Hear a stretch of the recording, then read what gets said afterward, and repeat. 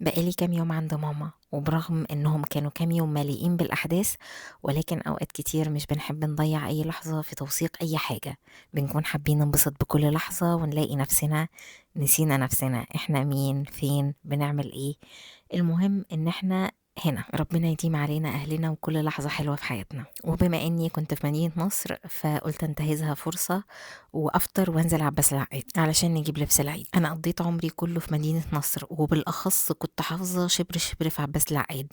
وخلوني اقول لكم ان انا حرفيا ما عرفتهاش. عباس ما بقتش عباس، ومدينة نصر ما بقتش مدينة نصر. كل حاجة اتغيرت، كل حاجة اختلفت، كأني كنت مهاجرة. نظرا للزحام الشديد جوه المحلات، انا ما عرفتش ان انا اصور لكم جوه المحلات اللي انا دخلتها والاسعار، بس بعد لف عباس كله تقريبا خلوني اقول لكم ايه احسن محلات انا دخلتها. بالنسبة للشوزات فشوروم عامل عروض حلوة بالنسبة للماتيريالز بتاعته. كمان اكتشفت محل اسعاره حلوة جدا للملابس الحريمي والبناتي، كنت نزلت لكم الصور بتاعته امبارح.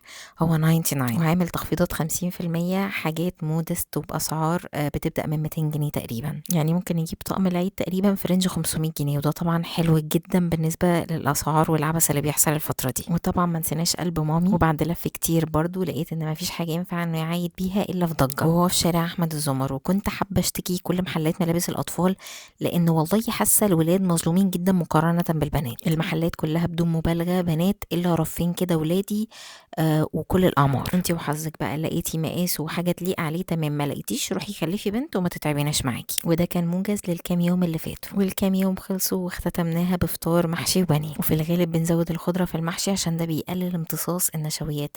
طبعا انا عندي سكر، لو حد برضو مش حابب في الدايت انه ياكل نشويات كتير فيزود الخضره في المحشي. ولو حابين اقول لكم الطريقه اكتبوا لي في الكومنتس. قرة عيني لو شاف البانيه ده مش هيصدق ان انا اللي عاملاه، من احلى المرات اللي انا عملت فيها البانيه. الحلو برضو كان بسبوسه بيتي، وهذا الفطور صنع بكل الحب. وكده نقدر نقول باي باي مدينة نصر ونرجع جري على العبور. وكلمة البيت مقلوب دي كلمة قليلة جدا، بس كان لازم انقذ ما يمكن انقاذه. انا كنت مروحة وشايلة هم اللي مستنيني في البيت. والله البيت في الغالب بينهار في الويك اند، وانا الويك اند طبعا ما كنتش في البيت. طول الطريق كان نفسي اطير عشان عندي كوام غسيل عايزة انشرها ويا رب تنشف. ادعولي ان انا اصحى الصبح الاقيها نشفت ان شاء الله. شغلت الغسالات عشان الم الدنيا، ولميت السنجاد عشان ابعته يتغسل. واعتقد ان انا كده حطيت نفسي قدام الامر الواقع، ولازم ابتدي ترويق العيد. من يومين كنا طالبين فطار من حضرموت عنتر فرع العبور، فتعالوا اقول لكم الدنيا كانت فيه عامله ازاي. بسم الله الرحمن الرحيم. السعر غالي بلا هدف، غالي جدا.